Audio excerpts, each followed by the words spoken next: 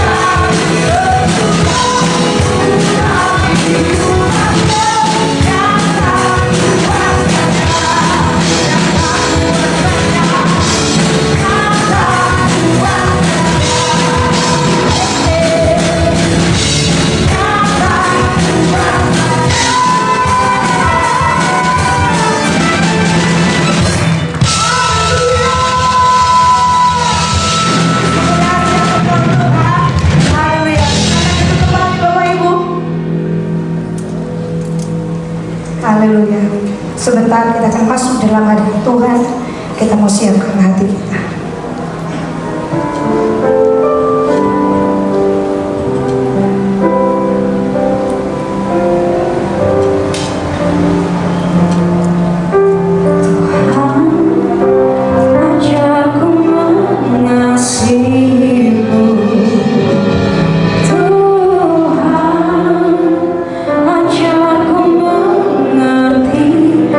Rencanamu, Roh Kudus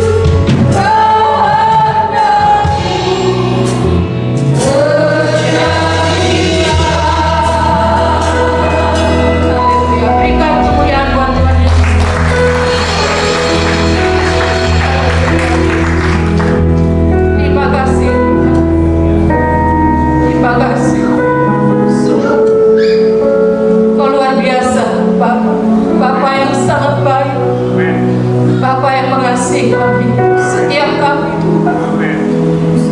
Kau sudah bawa setiap kami itu datang ke tempat ini.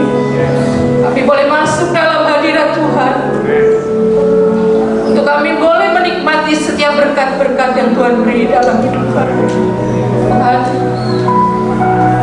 kami sudah memuji dan menyembah Engkau. Engkau hadir di tengah-tengah pujian penyembahan kami, Yesus. Karena kami tahu di mana 2-3 orang berkumpul atas nama, Engkau ada bersama dengan kami. Bapa, sungguh kami bersyukur buat malam hari ini. Terima kasih Tuhan. Terima kasih Bapa. Dan kalau sebentar kami selalu rindu untuk mendengarkan kebenaran firman-Mu, biar Tuhan mengurapi setiap kami. Sucikan hati, pikiran kami Tuhan, agar kami selalu fokus akan firman-Mu. Dan biarlah firman-Mu ini yang mengerjakan di dalam setiap hidup kami Tuhan, mengubahkan setiap kami yang hadir pada malam hari ini.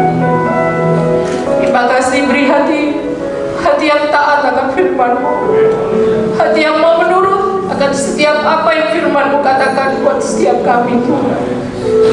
Terima kasih Yesus, terima kasih Tuhan. Biar Roh Kudus yang menjamah setiap pribadi demi pribadi. Terima kasih sehingga tidak sia-sia kami hadir ke tempat ini, tapi benar-benar lawatan Tuhan terjadi buat setiap hidup kami Tuhan. Engkau yang memulihkan setiap hidup kami, Engkau yang mengubahkan setiap kami, memperbarui manusia lama kami diganti dengan manusia yang baru, yang berjalan menurut firman. Terima kasih Yesus, terima kasih. Kau dahsyat, Kau luar biasa. Terima kasih tidak terbatas kuasa-Mu dalam hidup kami. Kami percaya saat ini kemenangan boleh terjadi dalam setiap hidup kami Tuhan. Terima kasih Bapak. Kau menyediakan setiap apapun yang kami perlukan di dalam hidup kami Yesus. Terima kasih Tuhan. Terima kasih Kau mau urapi hamba-Mu yang akan menyampaikan firman-Mu Tuhan. Kau pakai hamba-Mu dengan urapan kuasa Roh Kudus Kami untuk menyampaikan pesan-pesan-Mu buat setiap kami pada malam hari ini. Terima kasih Tuhan. Kalau masih mungkin ada kuasa iblis, roh jahat yang mengganggu, kami patahkan di dalam nama Tuhan Yesus. Pergi dan keluar, dihancurkan dalam nama Tuhan Yesus. Terima kasih Tuhan. Terima kasih Bapak. Fokuskan kami terus akan firman-Mu Tuhan. Kami mau belajar, terus belajar Bapak, sehingga kami memahami dan mengerti firman-Mu. Terima kasih Tuhan. Terima kasih. Kami siap untuk mendengarkan firman-Mu Bapak. Hanya di dalam nama Tuhan Yesus hamba-Mu sudah berdoa dan mengucap syukur. Haleluya, amin. Sekali lagi berikan kemuliaan buat Tuhan Yesus. Puji Tuhan. Puji Tuhan, kita semua diberkati oleh Tuhan. Bapak Ibu mau diberkati lebih lagi? Amin. Puji Tuhan. Sebentar kita mau mendengarkan kebenaran firman Tuhan. Kita siapkan hati kita, pikiran kita, fokus terus akan firman Tuhan yang disampaikan oleh hambanya Pastor Ciselantang dari Jakarta ya. Saya persilakan hambanya. Puji Tuhan. Shalom saudara-saudara semua. Ya, tadi udah disebut nama saya Jesse Lantang. Saya dari Jakarta. Istri saya 1, anak saya 2. Dan papa saya dari Manado, ibu saya dari India. Makanya saya jadi seperti ini adanya.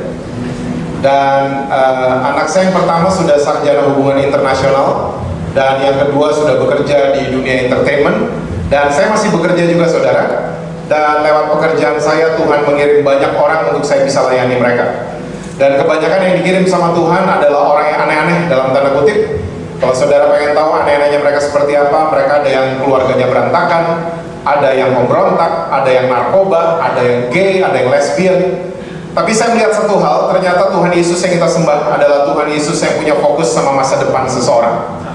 Dia nggak peduli serusak apapun masa lalu seseorang, Tuhan Yesus kita selalu paling mahir memulihkan. Amin saudara. So saya rasa itu cukup perkenalan dari saya. Saya minta saudara jangan tegang, santai aja, sekrupnya dikendorin sedikit ya, karena saya memang begini mukanya. Saya juga mengucapkan terima kasih buat Ibu Gembala yang memberikan saya kesempatan untuk bisa melayani saudara-saudara pada sore hari ini. Oke, kita akan langsung lihat Alkitab kita bersama. Saya akan ajak saudara untuk membuka cukup banyak ayat pada sore hari ini. Jadi pastikan saudara tidak ketinggalan. Yang pertama Mazmur 37 ayat 23 sampai dengan ayatnya yang ke-26. Saya berusaha jam 8 malam sudah selesai. Gak ada yang amin, 45 menit selesai. Mazmur 37 ayat yang ke-23 sampai dengan ayat yang ke-26. Alkitab bilang begini, Tuhan menetapkan langkah-langkah orang yang hidupnya berkenan kepadanya. Apabila ia jatuh, tidaklah sampai tergeletak, sebab Tuhan menopang tangannya. Dahulu aku muda, sekarang telah menjadi tua, tetapi tidak pernah kulihat orang benar ditinggalkan, atau anak cucunya meminta-minta roti. Tiap hari ia menaruh belas kasihan dan memberi pinjaman, dan anak cucunya menjadi berkat. Saudara, jelas firman Tuhan catat buat saudara dan saya, buat kita semua, bahwa Tuhan menetapkan langkah-langkah orang yang hidupnya berkenan kepadanya. Apabila ia jatuh, ternyata orang berkenan bisa jatuh ya saudara. Kok saudara nggak percaya gitu? Ya, orang berkenan bisa jatuh. Jadi jangan berpikir kalau kita udah rajin pelayanan, rajin ke gereja, rajin nyumbang buat gereja, kita nggak pernah bisa jatuh.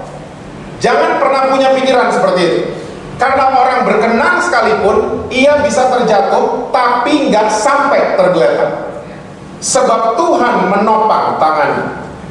Lalu pemazmur menambahkan, dahulu aku muda, sekarang telah menjadi tua, tapi nggak pernah aku melihat ada orang benar ditinggalkan, atau anak cucunya minta-minta roti. Justru sebaliknya akan terjadi, mereka akan jadi berkat dimanapun mereka berada. Dan saya percaya ini adalah goals, ya. Ini adalah impian semua orang tua yang ada di muka bumi ini. Kita pengen banget lihat anak kita, cucu-cucu kita, mereka jadi berkat dimanapun mereka berada. Ya, mereka nggak pernah kekurangan. Mereka jadi generasi yang diberkati oleh Tuhan. Ini adalah kerinduan kita semua. Nah sekarang, sore hari ini pertanyaannya adalah, definisi orang benar itu sebenarnya seperti apa? Karena banyak orang Kristen sekali lagi suka datengin saya dan mengatakan, Pak, orang benar tuh yang tadi, orang yang nggak pernah jatuh. Abis tobat dia nggak pernah jatuh. Abis tobat hidupnya sempurna, hidupnya kudus, dia nggak pernah kepleset sama sekali. Nah supaya nggak bingung, oleh sebab itu sore hari ini kita akan membahas definisi orang benar itu sebenarnya seperti apa. Kita buka sama-sama, kita lihat perkataan Yesus di Lukas pasal yang ke-6 ayat yang ke-46 sampai dengan ayat yang ke-49. Lukas 6. Saudara ingat Lukas 6 di mana? Itu sebelum Lukas 7. Ada Lukas 6 ayatnya yang ke-46 sampai dengan ayat yang ke-49. Itu judul perikop di atasnya adalah dua macam dasar. Alkitab catat begini, mengapa kamu berseru kepadaku, Tuhan, Tuhan, padahal kamu tidak melakukan apa yang aku katakan? Setiap orang yang datang kepadaku dan mendengarkan perkataanku serta melakukannya, aku akan menyatakan kepadamu dengan siapa ia dapat disamakan. Ia sama dengan seorang yang mendirikan rumah. Orang itu menggali dalam-dalam dan meletakkan dasarnya di atas batu. Ketika datang air bah dan banjir melanda rumah itu tidak dapat digoyahkan karena rumah itu kokoh dibangun. Ayat 49. Akan tetapi barang siapa mendengar perkataanku tapi tidak melakukannya, ia sama dengan seorang yang mendirikan rumah di atas tanah tanpa dasar. Ketika banjir melandanya, rumah itu segera rubuh dan hebatlah kerusakannya. Dari jauh-jauh hari Yesus ternyata udah pesan, ya, pengikutnya ada dua macam dasar kehidupan mereka. Yang pertama adalah orang yang senang mendengar dan melakukan. Dan Yesus menyamakan orang-orang tersebut, mereka seperti orang yang bangun rumah di atas batu. Dia gali dalam dasarnya, lalu diletakkan batu di dalam itu, lubang itu. Dan batu ini menjadi dasar. Dan waktu ada angin ribut, ada hujan dan lain sebagainya, rumah itu tetap kokoh berdiri. Lalu ada tipe kedua pengikutnya Yesus, hobinya cuma mendengar, melakukan dia nggak suka. Dan Yesus menyamakan orang-orang tersebut, mereka seperti bangun rumah di atas tanah tanpa dasar. Waktu ada banjir, ada angin ribut dan lain sebagainya, Yesus jelas katakan, rumah itu segera rubuh dan hebatlah kerusakannya. Saya mau tanya sama saudara, dua-duanya punya rumah? Punya ya? Tapi kelihatan kualitas rumah tersebut waktu ada goncangan. Dasarnya kayak gimana? Nah, pertanyaannya sore hari ini adalah, kita selama ini membangun dasar kehidupan kita di atas apa? Melakukan aja, ya, atau mendengar aja, atau mendengar dan melakukan. Karena banyak orang Kristen suka berpikir, cukuplah buat baik. Tapi ingat, orang yang baik belum tentu benar. Tapi orang yang benar udah pasti baik. Firman Tuhan gak pernah mengajarkan kebaikan. Firman Tuhan mengajarkan kebenaran untuk saudara dan saya. Nah, ini patut kita dengar dan patut kita lakukan. Ini kunci kehidupan yang luar biasa. Dasar kehidupan itu menjadi fokus utamanya Tuhan. Tuhan gak peduli sama rumah yang kelihatan, sama apa yang tampak. Tapi manusia enggak hari ini. Manusia pengen ya fokus dengan apa yang tampak. Penampilan tuh penting banget buat manusia. Handphone didesain untuk yang hitam bisa jadi putih, yang putih bisa jadi kuning. Kita mulai merubah-rubah semua yang Tuhan sudah desain. Dan ini semua adalah kecenderungan manusia. Mereka pengen kelihatan yang tampak itu wah, semuanya bagus dan lain sebagainya. Sementara Tuhan enggak. Tuhan fokusnya sama dasar kehidupan saudara dan saya. Ya, cuman mendengar saja, atau kita mengambil keputusan mendengar dan melakukan firman Tuhan. Saya setuju banget sama statement yang pernah dikeluarkan oleh Karl Marx. Saudara tahu Karl Marx? Dia bapaknya orang komunis. Ada 3 bapak orang komunis, Karl Marx, Lenin, dan Stalin. Karl Marx dalam salah satu bukunya dia tulis gini, agama telah menjadi candu untuk orang banyak. Dan saya setuju banget sama statementnya Karl Marx yang dia sebut tadi, agama telah menjadi candu buat orang banyak. Saudara tahu candu? Candu adalah sebuah zat yang ada di narkoba, minuman keras, dan rokok. Candu. Banyak banget orang Kristen suka datengin saya, Pak, dilarang merokok kan nggak ada di Alkitab. Saya selalu bilang sama mereka, benar, emang nggak ada. Dilarang rokok cuman ada di pom bensin. Di dalam Alkitab nggak ada. Tapi kita mesti tahu cara kerjanya rokok. Di dalam rokok ada zat namanya candu. Orang kalau isep rokok seperti itu, zat candu akan masuk ke dalam otak orang tersebut, dan otak orang tersebut akan memerintahkan seluruh badan untuk tambah lagi, tambah lagi. Makanya orang kalau merokok sifatnya increasing, naik. Hari ini 1 hari 1 batang, besok 1 hari 3 batang, bulan depan 1 hari 1 bungkus 20 batang, dan waktu mau kembali ke 1 hari 1 batang udah nggak bisa. Hah? Oh, saudara lupa gini-ginian? Minuman keras, candunya lebih keras lagi. Kita minum, ya, candunya akan bilang tambah lagi, minum. Orang kebanyakan minuman keras, apa yang terjadi, saudara?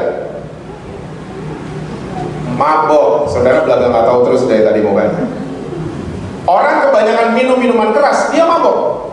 Dan orang kalau lagi mabok, dia pindah dari alam realita ke alam halusinasi.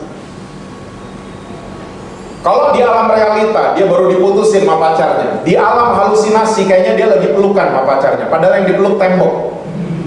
Lagi mabok soalnya. Waktu kadar alkoholnya mulai hilang, orang tersebut mesti kembali ke alam realita, dan dia menemukan pacarnya telah meninggalkan dia. Kenapa saya setuju mas statementnya Karl Marx? Karena begini, banyak orang Kristen menjadikan kebaktian kayak tempat candu. Kita datang ke tempat kebaktian, kita kayak halusinasi, pindah, ya, pindah dari alam realita di luar ke alam halusinasi. Ibu gembala bilang semua diberkati, amin, amin. Di tempat kebaktian kita gampang ngomong gitu, amin, gitu. Tapi selesai kebaktian, kita ternyata jadi orang Kristen yang senang tetap beli CD dibacakan, DVD dibacakan, tapi bilangnya selalu umat yang diberkati. Kita mencuri karya orang lain. Tapi kalau dibilang diberkati, amin gitu. Ibu gembala bilang semua ada sukacita, amin, di tempat kebaktian, amin. Selesai kebaktian, kita tetap kepahitan, kita tetap dendam sama orang lain, kita mau balas dendam dan seterusnya. Akhirnya kebaktian kita cuma candu doang karena kita beragama Kristen. Agama telah menjadi candu untuk banyak orang. Saya setuju banget mas statement itu. Kita cuma pindah-pindah dari alam realita ke alam halusinasi. Ingat baik-baik, Yesus urusan sama saudara dan saya di alam realita. Di tempat kebaktian dengerin firman Tuhan. Waktu selesai terima doa berkat, coba lakukan apa yang kita sudah dengar. Lumayan yang amin satu orang. Saya mau yakinkan saudara, lawatan Tuhan itu nggak ada urusan sama pembicara. Karena gereja hari ini lagi diserang sama roh bioskop kan? Saudara tahu bioskop? Saudara kayaknya nggak tahu apa-apa deh tadi ya? Nah, saya bercanda. Bioskop, prinsip bioskop, filmnya bagus, penuh. Filmnya jelek, kosong. Gereja lagi diserang sama ginian. Pembicaranya dari luar, langsung penuh. Pembicaranya dari pedalaman, pendeta Dono, nggak ada yang mau datang.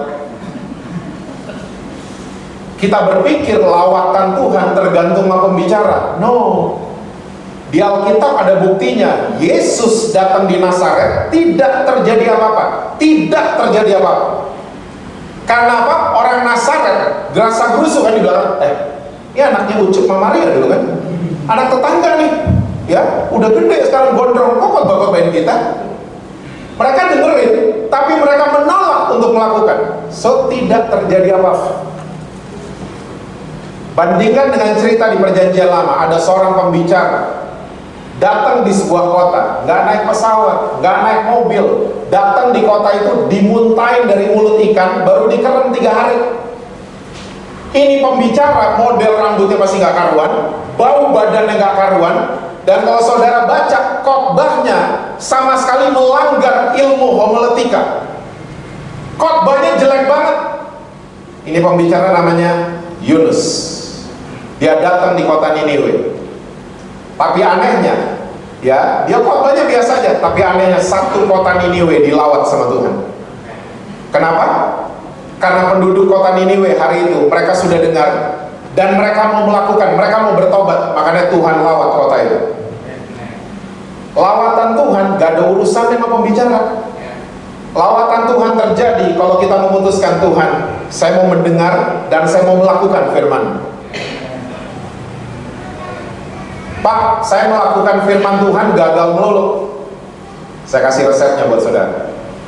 Tuhan perintahin manusia 3 kali di Alkitab. Pertama di Ulangan 6, kedua Yohanes 15, perintah untuk saling mengasihi, ya. Yang ketiga perintah untuk memberitakan Injil, ya, Matius 28 waktu Yesus mau terangkat ke surga. Nah, Ulangan 6 ini adalah perintah yang kita udah tahu banget. Tuhan ngomong gini sama bangsa Israel, kasihilah Tuhan Allahmu dengan segenap hati, jiwa, dan kekuatan. Ulangan 6. Ternyata di Injil Matius perintah ini diedit sama Tuhan Yesus. Ya, saudara bisa baca sendiri, Matius 22 ayat 37, diedit. Kasihlah Tuhan Allahmu dengan segenap hati, jiwa, dan akal budi. Kekuatan diganti sama Yesus. Yesus gak pengen lihat saudara dan saya sayang sama Tuhan pakai kekuatan sendiri. Kita akan selalu gagal. Kita akan selalu gagal. Ya, kita harus sayang sama Tuhan pakai kekuatan Tuhan yang ada di dalam kita. Jangan pakai kekuatan sendiri. Makanya diganti sama Yesus, pakai akal budi. Nah, Alkitab bahasa Indonesia itu paling bener banget terjemahannya, akal budi. Bahasa Inggrisnya our minds. Bahasa kedokterannya prefrontal cortex. Bahasa Indonesianya akal budi. Itu isinya otak manusia, akal dan budi. Saudara mesti tahu otak manusia terdiri dari 2 bagian, otak kiri dan otak kanan. Otak kiri isinya tuh yang berat-berat, matematika, hitung-hitungan, untung dan rugi, aturan-aturan, ayat-ayat hafalan, itu otak kiri. Dan otak kiri kalau lagi bekerja, bola mata akan menuju ke kanan. Nanti ngaca aja di rumah. Otak kanan isinya adalah makan, minum, musik, jatuh cinta, kesenian, kreativitas. Itu otak kanan. Dan otak kanan kalau lagi bekerja, bola mata akan menuju ke kiri. Ya, ini babi enak banget, mata ke kiri langsung. Oke? Yesus datang di bangsa yang otak kirinya dahsyat, bangsa Yahudi. Banyak buku mencatat orang Yahudi tidur aja mikir dan ngitung. Otak kirinya dahsyat banget.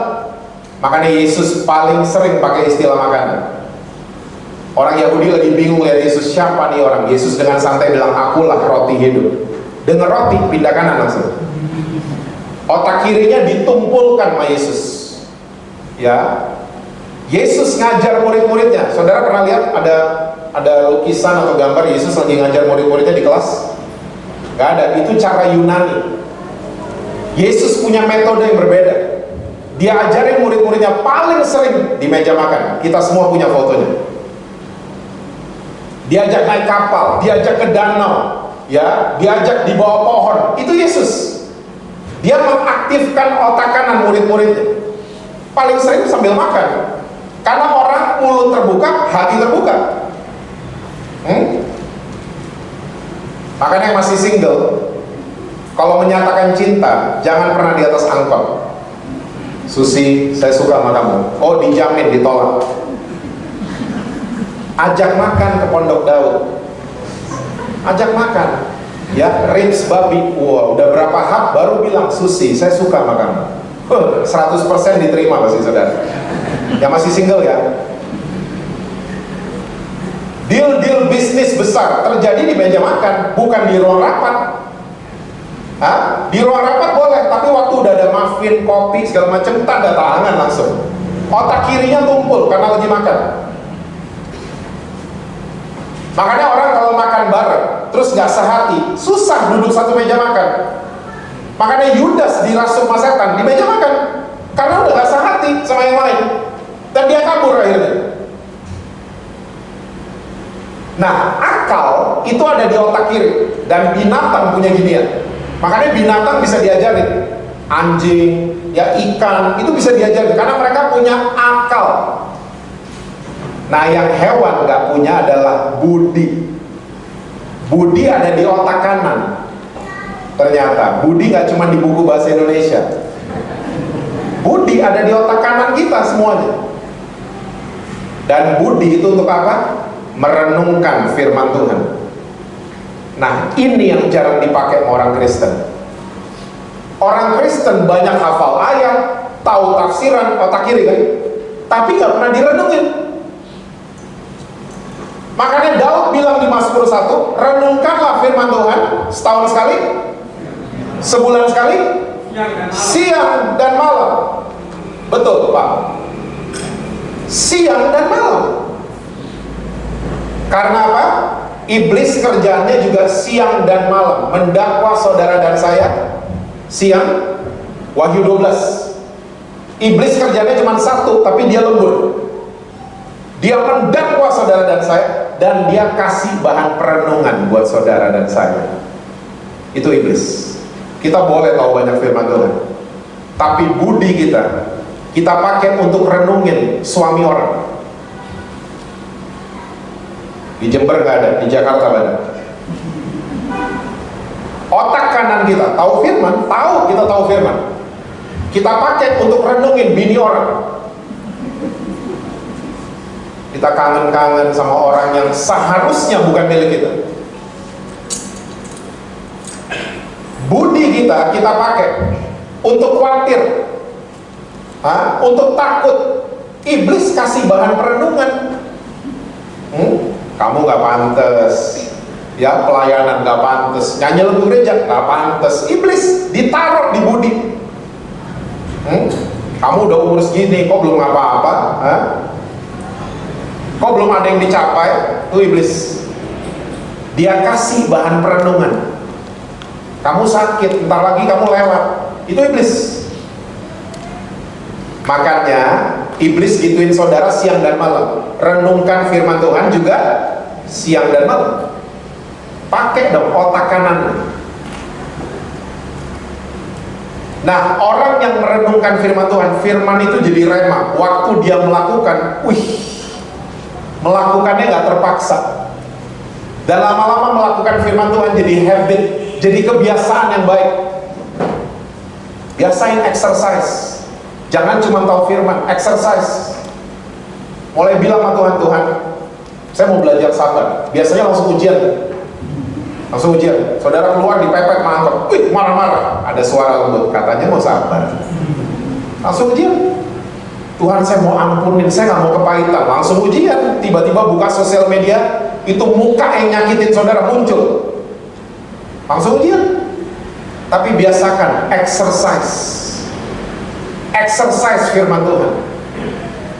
2 tahun ini kita dianjurkan untuk exercise, berolahraga, rajin olahraga. Ya, tapi coba rajin juga dong untuk mau melakukan firman Tuhan. Yang setuju bilang amin. Nah, sore hari ini saya akan kasih contoh 2 orang dari Alkitab. Satu cuman mendengar saja, nggak melakukan. Satu lagi mendengar dan melakukan. Dan kita lihat apa yang terjadi sama 2 orang ini. Oke, coba buka sama-sama Lukas pasal yang ke-23, ayatnya yang ke-25. Lukas 23. Lukas 23 ayat yang ke-25. Alkitab catat begini. Dan ia melepaskan orang yang dimasukkan ke dalam penjara karena pemberontakan dan pembunuhan itu sesuai dengan tuntutan mereka. Tetapi Yesus diserahkannya kepada mereka untuk diperlakukan apa, saudara? Semau-maunya. Ayat ini berbicara tentang seorang yang namanya Pilatus.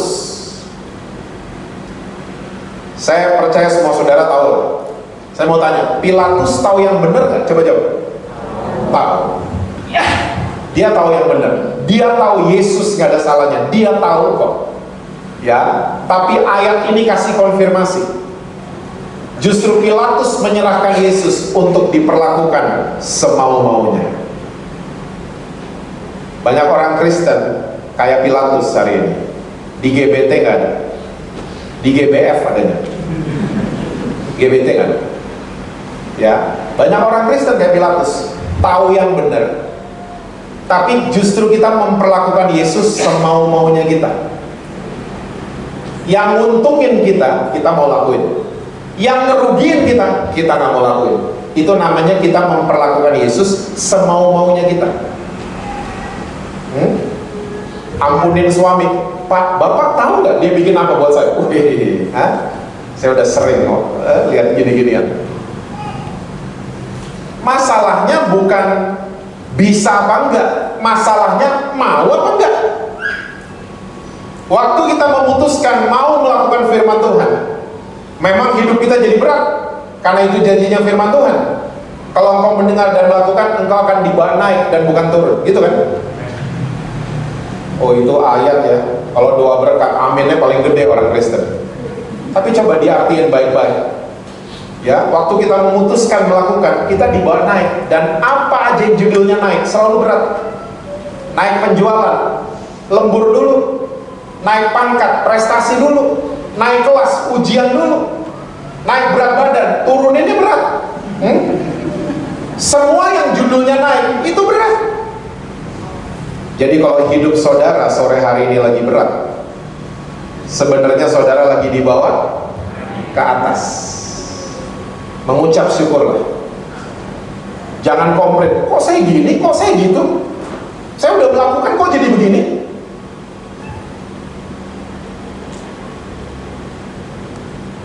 Pilatus, orang Kristen kayak Pilatus banyak banget. Apa yang menguntungkan, saya akan buat. Tenang aja Ibu Gembala. Ya, apa yang menguntungkan, saya akan buat. Saya akan komit kalau lagi untung. Bisnis lagi lancar, saya akan memberi. Ya, kalau nggak lancar, masih bisakah sayang sama Tuhan? Seringkali kita memperlakukan Yesus semau-maunya kita. Kita pakai standar kita kepada Dia. Saya mau yakinkan saudara, jangan suka pasang standar sama Tuhan. Jadilah orang Kristen kayak Sadrak, Mesak, dan Abednego. Kami percaya Tuhan sanggup melepaskan kami, tapi jika tidak, kami gak akan tunduk sama patung itu. Ini gak pasang standar sama Tuhan. Ayat berikutnya coba lihat. Ayat yang ke-26. Ada orang yang kedua muncul. Lukas 23 masih ayat yang ke-26. Ketika mereka membawa Yesus, mereka menahan seorang yang bernama Simon dari Kirene yang baru datang dari luar kota. Lalu diletakkan salib itu di atas bahunya supaya dipikulnya sambil mengikuti Yesus. Oke? Orang ini namanya Simon dari Kirene. Saudara pasti tahu ceritanya. Nah, yang saya mau jelaskan buat saudara adalah begini. Kirene itu posisinya ada di Afrika bagian utara. Ternyata zaman sekarang itu ada di negara namanya Libya. Sebelahnya Mesir, Afrika bagian utara. Terus proses penyaliban Yesus terjadi di kota mana, saudara? Asli loh, saudara nggak tahu apa-apa dari tadi. Penyaliban Yesus terjadi di Yerusalem. Negaranya namanya Israel, benuanya Asia. Nah, tolong ingat baik-baik, orang zaman dulu kalau bisa traveling, ini masuk golongan orang yang kaya. Kalau dia bisa traveling dari Kirene ke Yerusalem. Dan banyak literatur, banyak tafsiran mengatakan Simon kenapa ada di Yerusalem? Dia lagi liburan. Dia ini orang Afrika turunan Yahudi. Dia pengen lihat perayaan Paskah. Makanya dia terbang ke situ. Nggak terbang lah, ya. Dia makanya ke situ. Oke, pengen lihat, jadi turis. Waktu lagi jadi turis, dibilang kan Alkitab, dia baru datang dari luar kota. Tiba-tiba didatengin sama tentara Romawi, suruh bantu angkat salibnya Yesus. Hah? Coba kalau saudara baru mendarat di Bali, tolong bantuin nih, orang kami mau eksekusi, brimob datengin saudara. Kira-kira saudara gimana? Saya mau liburan pak, apa urusannya itu orang saya? Gak ada ayat di Alkitab Simon menyatakan keberatan. Oh, saya lagi mau liburan. Nggak bisa. Dia langsung angkat salibnya Yesus. Simon kebalikannya Pilatus. Simon adalah seseorang yang mau diperlakukan Yesus semau-maunya Yesus. Yang kayak gini kayaknya banyak di GBT. Baru amin.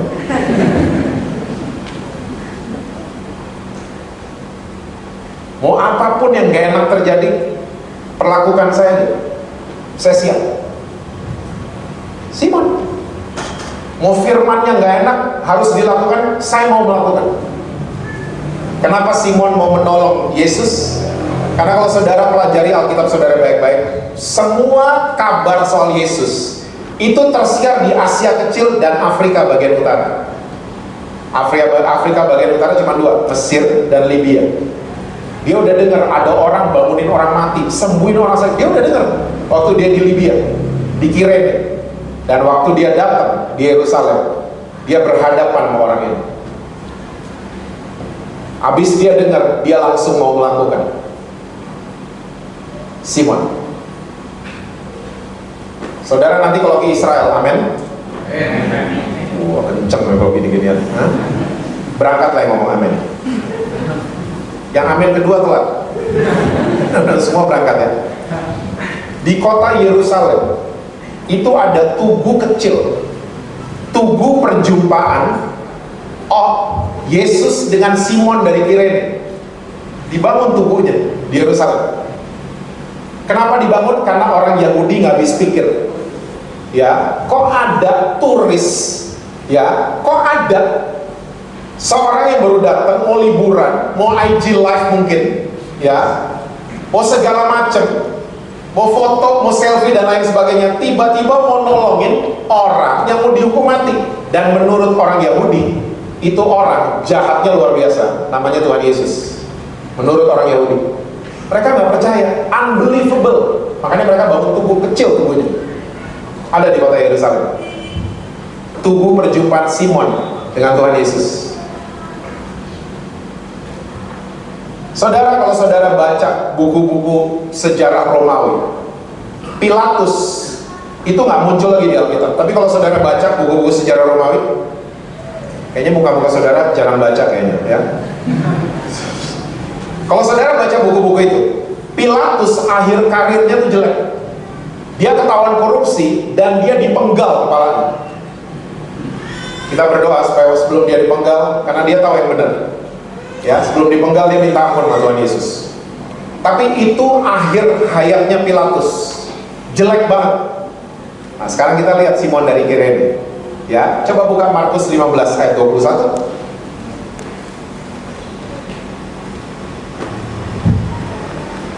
Markus 15 ayat yang ke-21.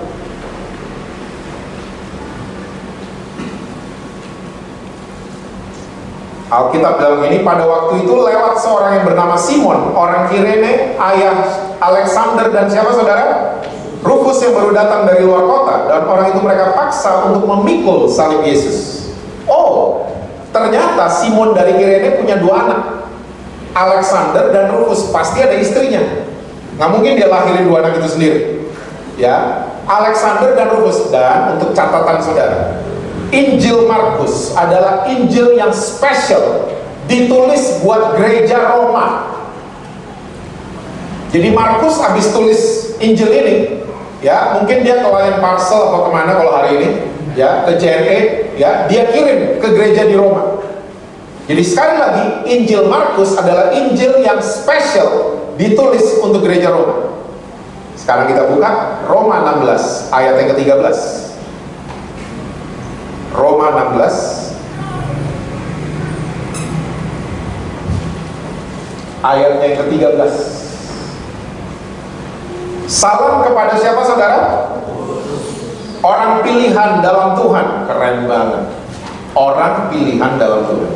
Dan salam kepada ibunya, istrinya Simon, ya, yang bagiku adalah juga ibu. Jadi ternyata Simon dari Kirene usahanya diekspan sampai ke Roma, Italia. Peninggalan-peninggalan yang spesifik masih ada di Roma, Italia. Peninggalannya Simon dari Kirene. Ya, Tuhan ngembangin usahanya sampai ke Roma, Italia.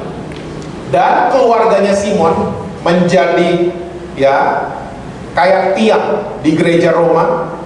Ya, mereka terlibat dalam pertobatan banyak orang Roma yang masuk ke gereja Roma, keluarganya Simon.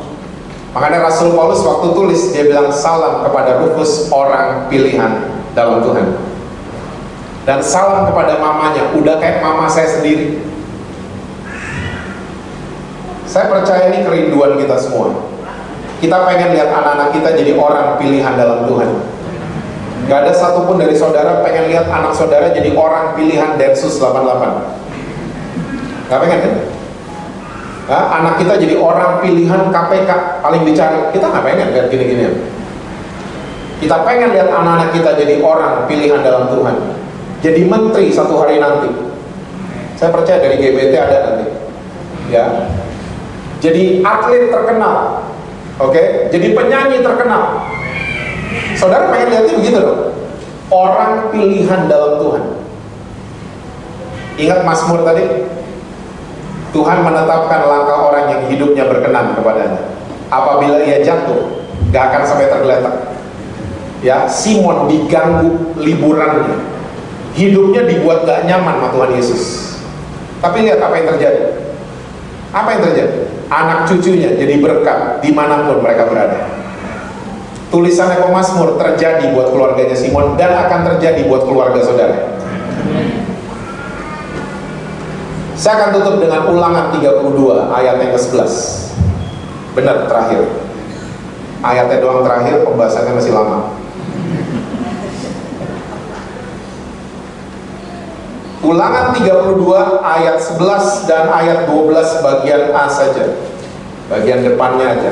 Ulangan 32 ayat 11, ini nyanyian Musa ya, kalau saudara scroll ke atas, Musa lagi nyanyi, tiba-tiba lirik lagunya ada yang seperti ini. Laksana Raja Wali menggoyang bangkitkan isi sarangnya, melayang-layang di atas anak-anaknya, mengembangkan sayapnya, menampung seekor, dan mendukungnya di atas kepaknya. Ayat 12 bagian depannya aja. Demikianlah Tuhan sendiri menuntun dia. Saya waktu pertama kali membaca ayat ini, saya nggak ngerti ini maksudnya apa. Sampai satu hari saya dapat DVD, bukan bajakan, DVD asli, keluaran Discovery Channel tentang burung Raja Wali. Waktu saya nonton, saya kaget, ternyata ayat ini 100% akurat. Ternyata burung Raja Wali, kalau dia mau telurnya mau netas, anak-anaknya mau lahir, dia akan naik ke tebing yang tingginya luar biasa. Dia naik ke tebing tinggi, dia siapin sangkar. Sangkar apa sarang ya? Sangkar itu yang di rumah kan ya? Ya, berarti sarang. Ya, saudara berarti dengerin dengan baik. Dia siapin sarang, dan sarang Raja Wali terdiri dari 3 bagian. Yang pertama, duri-duri, ini diameternya gede ya, duri-duri. Yang kedua, daun-daun, ya. Yang ketiga, bulu-bulu dari sayap mamanya. Jadilah ini sarang buat kelahiran anak-anaknya. Dan waktu hari telur menetas, ya, itu nggak ada yang berani ganggu loh, itu sarang. Ya, makhluk lain lihat emaknya udah ngeri, ngeri. Ya, tongkrongannya tuh ngeri mamanya. Oke, Raja Wali. Dan orang yang ngambil itu juga pakai tele dari jauh, kamera tele dari jauh banget. Dan waktu anak-anak Raja Wali lahir, oke, ini sarang canggih banget. Mereka kalau siang nggak kepanasan, malam nggak kedinginan. Canggih nih sarang. Anak Raja Wali nyaman semua. Nangis dikit makanan datang, nangis dikit minuman datang. Diurus baik-baik sama mamanya. Sampai satu hari, ini anak-anak udah gede, udah mirip sama mamanya. Pertanyaannya, udah pada bisa terbang belum? Belum. Karena dari kecil cuma bobo doang di sarang, nyaman. Nah, mamanya mulai menggoyang bangkitkan isi sarangnya. Digoyangin mamanya. Anak-anak pikir mereka dinina boboin, makin tidur. Enak banget. Ya, mamanya goyangin untuk apa? Supaya bulu-bulunya berterbangan. Goyangin terus, daun-daun berjatuhan. Tinggal apa tadi? Duri. Waktu tinggal duri, mamanya stop menggoyangin. Dan tiba-tiba anak-anak Raja Wali tidak nyaman lagi hidupnya. Mereka kemana aja di rumah ketusuk maduri. Lalu anak bungsu mulai ngomong gini, "Kak, gak enak di rumah." Oh, anak bungsu berandalan biasanya. "Keluar aja Kak," gitu.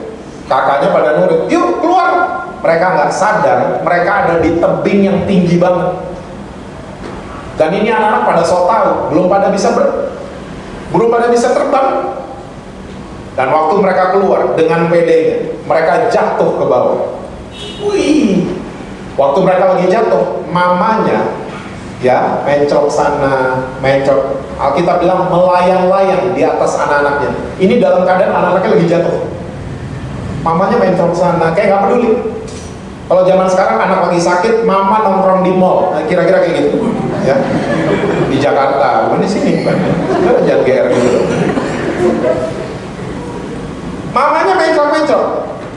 Dan anak-anak udah berpelukan, "Kak, Dek, kita mati." Karena tanah udah deket, daratan udah deket, ya. Waktu udah deket ke bawah, mamanya memutuskan untuk jemput mereka. Tahu caranya? Mamanya nuki ke bawah, sayapnya nggak dibuka, sayapnya ditutup. Akibat sayapnya ditutup, kecepatan mamanya melebihi kecepatan anak-anaknya. Ya, perbedaannya kayak F1 sama bajai. Kencang banget mamanya. Itu di DVD kencang banget, wing, turun ke bawah. Sampai di bawah, mamanya sampai di bawah duluan, dibuka sayapnya, anaknya mendarat di kepak mamanya. Semua selamat, right on time jemputnya. Dan ini anak-anak dibawa terbang. Raja Wali kalau ngajarin terbang, anak-anaknya kayak begitu, dijatuhin dulu. Waktu mereka udah gak berdaya, udah merasa, wah kita mati, dijemput. Dan diajarin terbang. Dan mereka lihat bukan sarang lagi, tapi tempat-tempat baru mereka lihat. Dan saudara tahu Raja Wali kalau mau mati, dia akan balik ke tempat kelahirannya di tebing yang tinggi. Dia akan bertengger di situ sambil mandang matahari sampai tiba hari kematiannya. Raja Wali ada badai, cuman dia yang terbang, yang lain mendarat, dia terbang. Garuda aja mendarat. Citylink gak ada yang terbang, Raja Wali doang. Ada badai, semakin tinggi dia terbang. Dan ciptaan Tuhan satu-satunya yang bisa menatap matahari cuma Raja Wali. Dia kalau lagi berantem sama musuhnya namanya burung Andes. Sayapnya kalau dibuka lebih gede dari saya nih. Kalau saya giniin tangan saya, sayapnya burung Andes lebih gede. Musuhnya Raja Wali. Dia kalau udah nyakar Raja Wali senjatanya cuma satu, dia terbang ke arah matahari. Burung Andes rabun matahari, langsung menyingkir dari musuhnya. Raja Wali selamat karena terbang ke arah terang. Saudara sadar, saudara dan saya didesain sama Tuhan sebagai Raja Wali, bukan ayam. So jangan kelakuannya kayak ayam. Lihat heroik, cara dia lahir, cara dia belajar terbang, cara dia mati, heroik Raja Wali. Beda sama ayam. Ayam matinya mengenaskan, duk-duk dipotong-potong. Dadanya ada dua, dada mentok sama dada tulang. Ngeri loh. Paha juga ada dua, paha atas, paha bawah. Ayam karirnya mentok-mentok paling bagus cuma di KFC dan bawa berek. Udah, gitu doang ayam. Ketebak, kemananya ketebak ayam. Jangan dong. Karena Raja Wali kalau dia lagi udah mau dewasa agak-agak mirip ayam. Orang-orang suka bingung lihat anak ayam, anak Raja Wali mirip. Nah kita nih Raja Wali, bukan ayam. Mentalnya diganti, mental Raja Wali. Ya, ingat pemazmur tadi, aku jatuh tapi gak sampai tergeletak karena Tuhan menopang tangannya. Itulah orang benar, definisinya seperti itu. Orang benar bukan orang yang suci dan kudus, tapi dia bisa jatuh, tapi dia gak sampai tergeletak karena dia memutuskan, saya mau melakukan firman Tuhan. Mungkin saya jatuh, tapi saya mau lari ke tempat terang itu. Mungkin saya kecakar sama iblis, ya, tapi saya mau lari ke sumber terang itu. Saya nggak mau di titik kekalahan saya. Itu definisi orang benar. Walaupun dia jatuh, dia ngambil keputusan, Tuhan saya tetap mau melakukan firman Tuhan.